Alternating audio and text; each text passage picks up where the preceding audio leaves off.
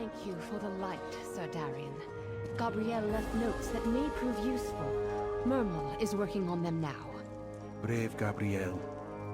May her toes be forever warmed by the golden sands.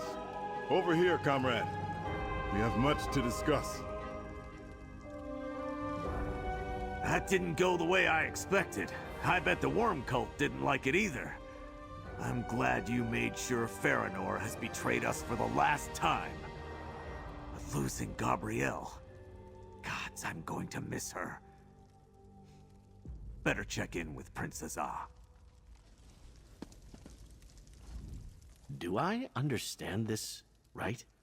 Someone put Prince Azah in charge of the Fighters Guild? Huh? How long have I been gone? Better talk to him, friend. I'm still getting my bearings. I see troubled expressions. Yet most of Sturk's valiant heroes returned from the confrontation with the Worm Cult. A costly victory, then. Go on. Speak with Prince Azah. I will support whatever you decide to do next. Every battle takes its toll. All we can do is fight on and make sure victory was worth the cost. I suspect Prince Azah is already thinking on how to turn the events in the colored rooms to our advantage. Not the victory we hoped for, Raz knows. Yet he thinks the worm cult is no happier with today's events than we are.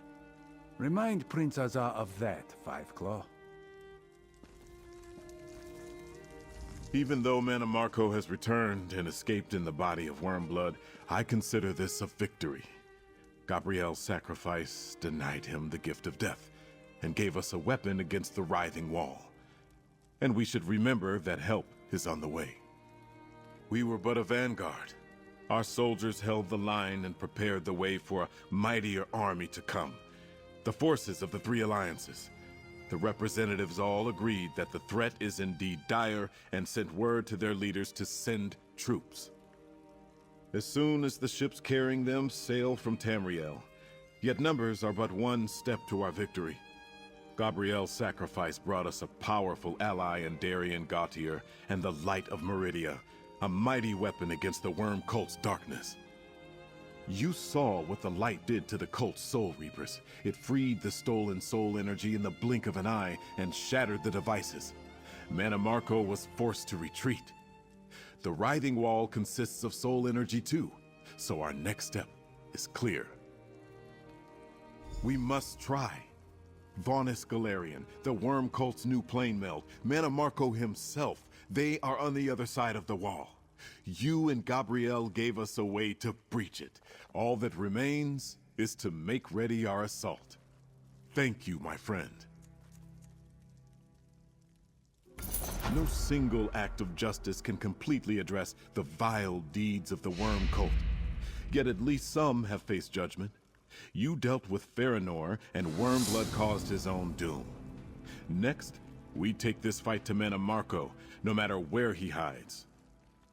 We make preparations to welcome the Alliance ships when they arrive, to ready camps for an assault on the Writhing Wall, and to gather the supplies we need to engage the Worm Cult in battle.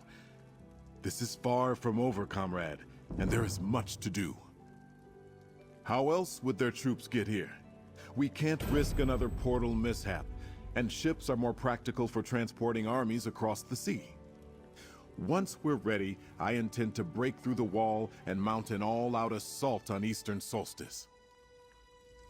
Solstice thanks you all. You have sacrificed much on our behalf. I shall miss Gabrielle. Gabrielle chose a good death. Her sacrifice will never be forgotten. Grief is often the price of valor. All we can do is honor the choices of those who fell. Gabrielle would not want us to mourn over long, nor would Merrick at Azwala. They would want us to carry on with the fight. And we will not fight alone for much longer. Look to the sea, my friends. The three alliances will soon join our cause. I can't believe Darien Gautier's standing right over there. I thought he was lost forever in Cold Harbor.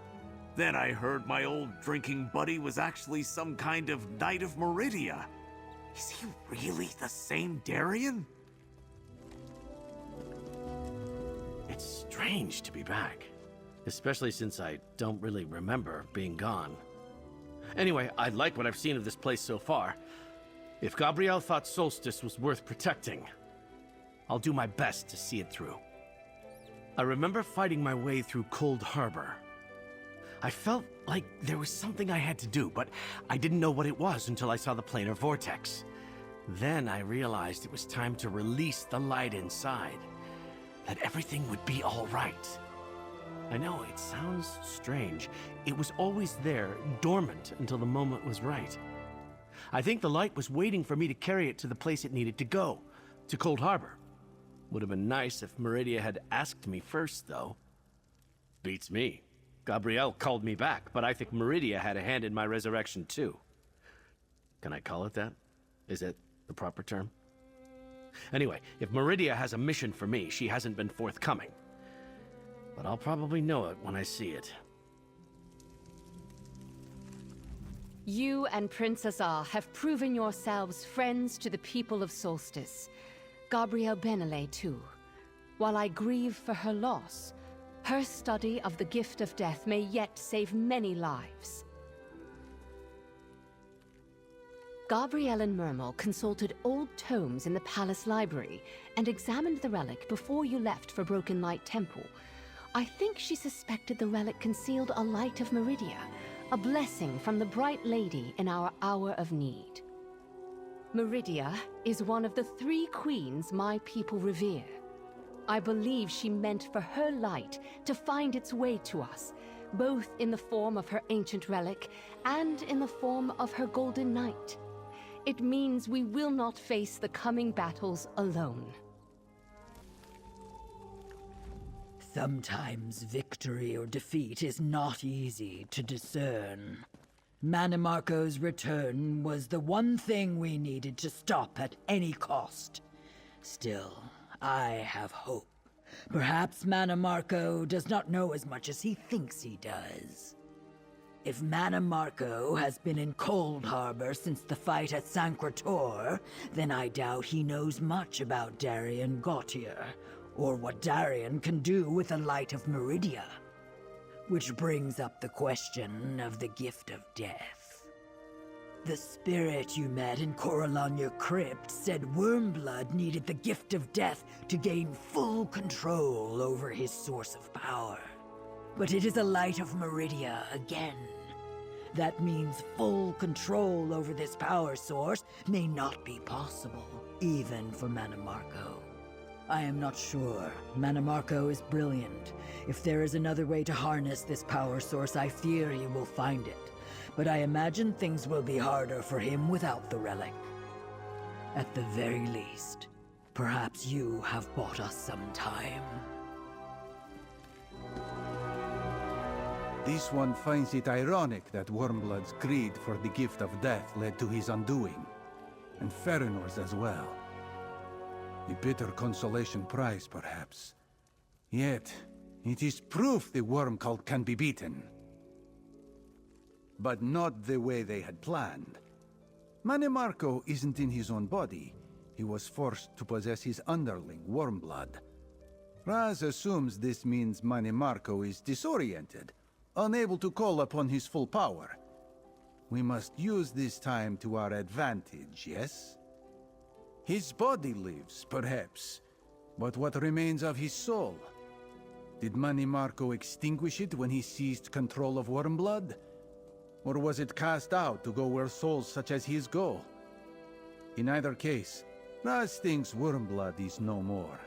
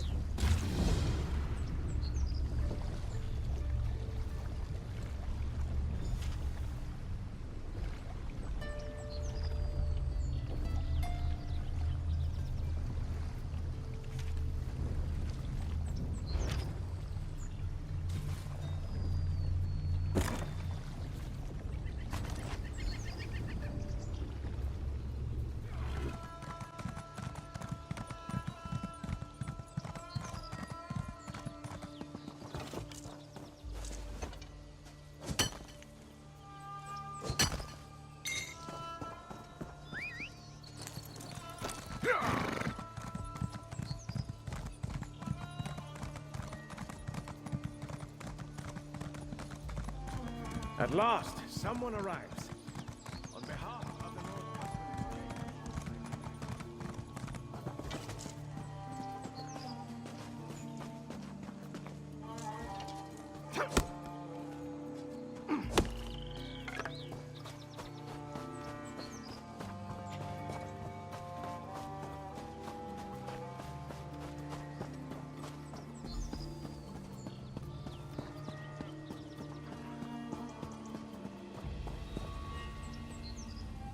Smell. Is that dried snow truffle? Where did you get snow truffles on this island? Unless my crates made it ashore? Ha! There might be some hope for this thrice-accursed endeavor. I'll give you a reward if you give me the truffles. Trust me, it's a better deal than what you can scavenge up without a buyer. A fair transaction for your good deed. Pay no mind to that doom and suffering nonsense at the end of my note. Let's just say that it was intentionally misleading. As soon as I figure out how to save this contract, then no one will know how badly I ruined my family name. A mysterious client contacted me just as I was about to tell the crew to find other work. They asked for rare items, difficult to obtain, but well worth the hefty price I was offered. Didn't take you too long to figure it out. We nearly made it. I tasted hope. Maybe this time I could prove to my parents' spirits that I wouldn't destroy everything they worked for. But that storm churned us up and spit us on the shore. Father always said that the right decision can still find a way to bite you in the arse. I chose to save my crew. I don't regret it. If you find any more cargo on the beach, you know where I am. Otherwise, I'll figure it out. I have to. My parents took a risk and moved our business to Sunport when I was still young. It paid off, even though the waters around this island are rougher than most. Their luck ran out when they sailed off with a shipment and never returned. The blasted worm cult stormed their ship when it weighed anchor. Those necromancers slaughtered the whole crew on the beach. This business has been in my family for generations. If I don't make this client happy, I'll lose it too.